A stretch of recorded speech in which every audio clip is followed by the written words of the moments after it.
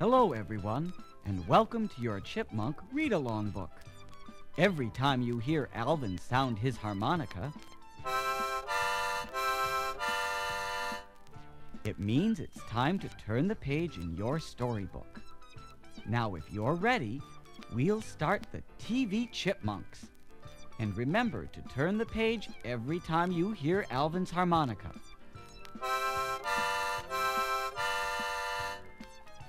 The Chipmunks were almost ready to leave for school. Theodore stuffed some more food into his mouth. Simon was busy finishing a science book, and Alvin couldn't take his eyes off the newspaper headline, "Rock Show on TV tomorrow night." Dave Seville, who took care of the Chipmunks, came to the table and reminded them, "Hurry up, boys, or you'll be late. Today's the big day. You have a chance to win the school talent show." But Alvin was still so engrossed in the newspaper headline that he muttered, "A school talent show isn't so great. I wish we could be on that TV rock show." Even though the talent show wasn't the same as a real live rock concert, it was still fun, and the Chipmunks won first place with their singing. As Alvin accepted the winner's trophy, his classmate Julie cooed, "Oh, Alvin, the three of you are going to be famous someday, I bet." Someday wasn't good enough for Alvin, and he boasted, "We're famous now. In fact, we're going to play the rock show on TV tomorrow night." Another classmate, Scott, who had won second place in the talent show, scoffed. "Oh, yeah. I'll believe that when I see it." Seeing his startled brothers, Alvin turned to them and whispered, "Don't worry. We'll go see the show's producer."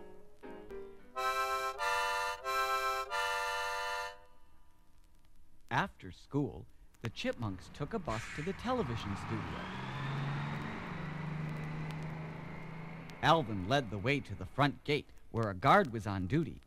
The guard stopped them and demanded, "Just where do you think you're going?" Alvin replied, "To see the producer about the rock show." "Nobody sees Harrison winners without an appointment. Now scram." Just then, a delivery man pushed a rack of costumes past the Chipmunks. That gave Alvin an idea, but he simply turned to Theodore and Simon and said, "Come on, guys. We might as well go home."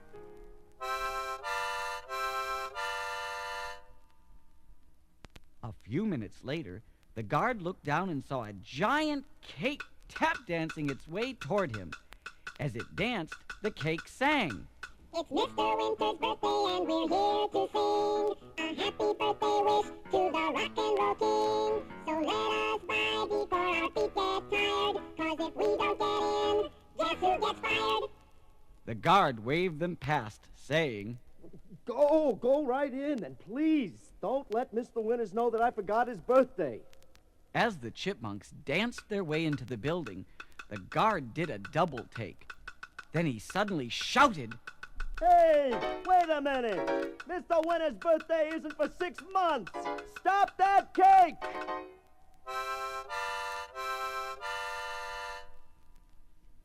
From inside the cake came Simon's voice exclaiming, "He's on to us!"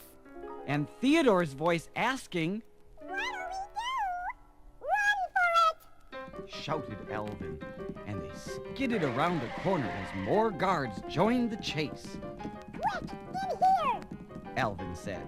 The Chipmunks darted into a doorway marked Studio B.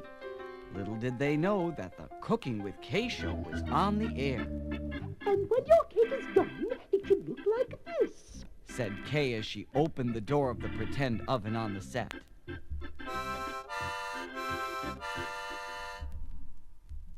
Kay reached into the oven and pulled out a giant cake. Breathing heavily, she struggled to lift it onto the counter. "Oh, let's cut a piece, shall we?" She asked the studio audience. Then, She screamed as the chipmunks popped out and scattered. Alvin shouted to his brothers. For the second time that day, the chipmunks raced down the halls. They could hear the guards coming after them. When they reached an office, Alvin pushed open the door and said, Let's hide in here.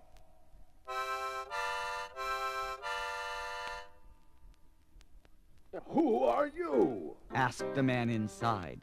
A sign on his desk read, Harrison Winters. Alvin gasped. Mr. Winters, we're the Chipmunks. He turned to Simon and Theodore and said, Here's our chance. Hit it, guys. and the chipmunks burst into song. We're the Chipmunks.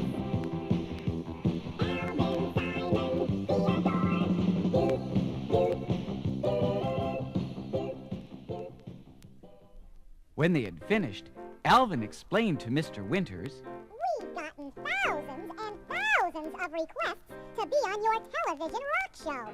Our fans write all the time. Mr. Winters mused, Really? Well, you bring me those letters and I'll make sure you get on the show.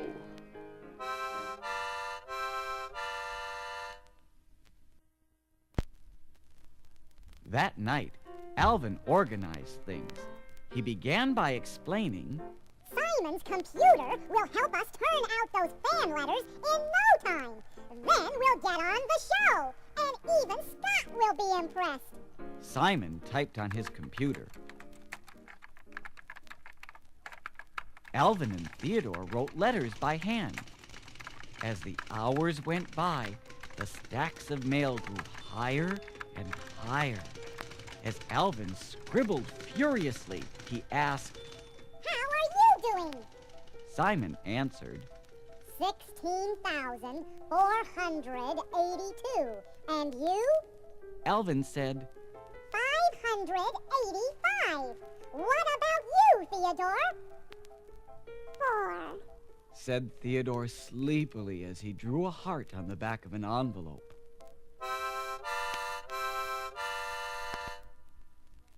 At breakfast the next morning, Alvin, Simon, and Theodore were exhausted.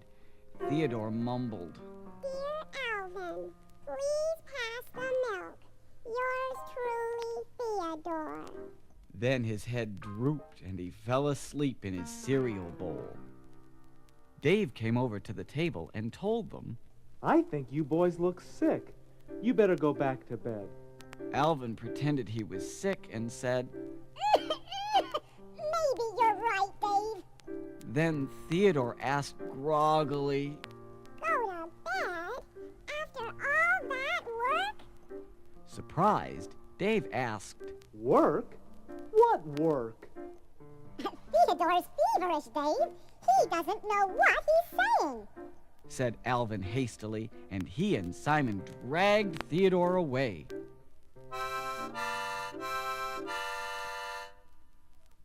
This oughta fool Dave. Said Alvin a short time later. He carefully tucked 3 hot water bottles under the bed covers. Each bottle had a face drawn on it. Then Alvin added, Now to get this fan mail over to the TV studio.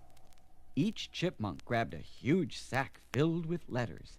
Then they quietly tiptoed out of their room, down the stairs, and past Dave, who was in the kitchen.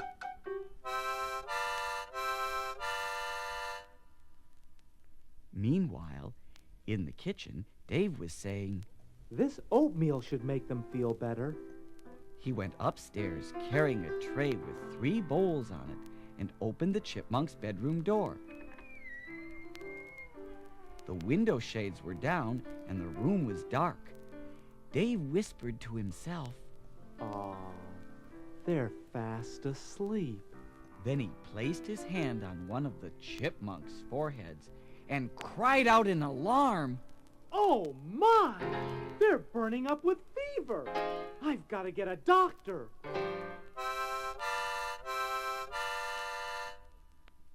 Meanwhile, the chipmunk stood anxiously in Mr. Winter's office, waiting for his reaction to the letters piled on his desk.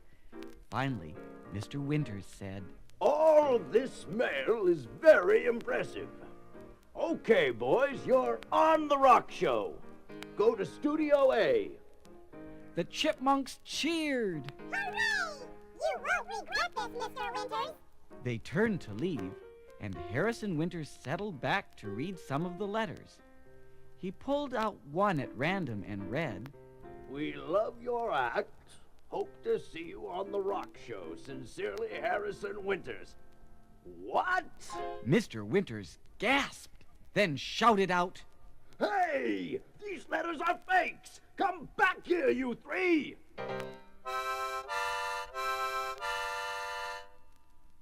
But it was too late.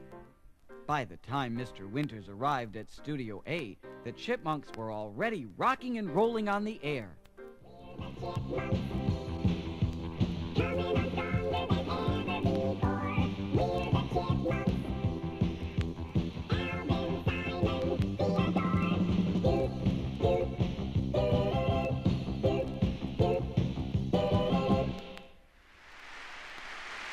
And the audience loved them.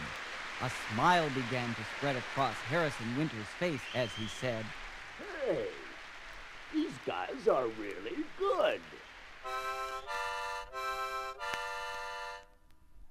Back at the house, Dave was very worried as he asked Dr. Seth E. Scope. How are my boys, Doc? Clearing his throat, Dr. Scope said, Well, I'd say you have 3 very healthy hot water bottles. Dave pulled back the bed covers and exclaimed, They tricked me! Here I thought they were sick and bad, and... Suddenly, Dave heard familiar singing. He ran down to the living room with the doctor close behind. Pointing to the television set, Dave said, My boys on TV? Wait till I get my hands on them!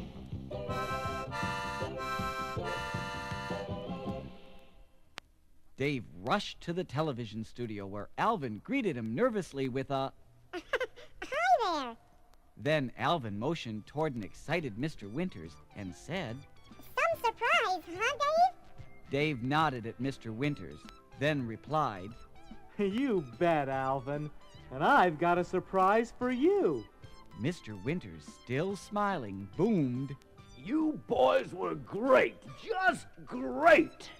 Dave led the 3 chipmunks toward the door and said, Let's go home now, boys. As they walked, Alvin thought, A surprise waiting at home? Dave is really taking this well.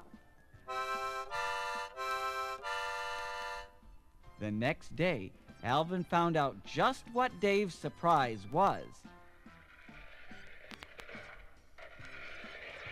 Complaining as he mowed the lawn, Alvin said, A new lawnmower wasn't exactly the kind of surprise I had in mind, Dave. After all, we were a hit on TV. Dave chuckled and called out, Keep mowing, Alvin, and you'll be a hit here too.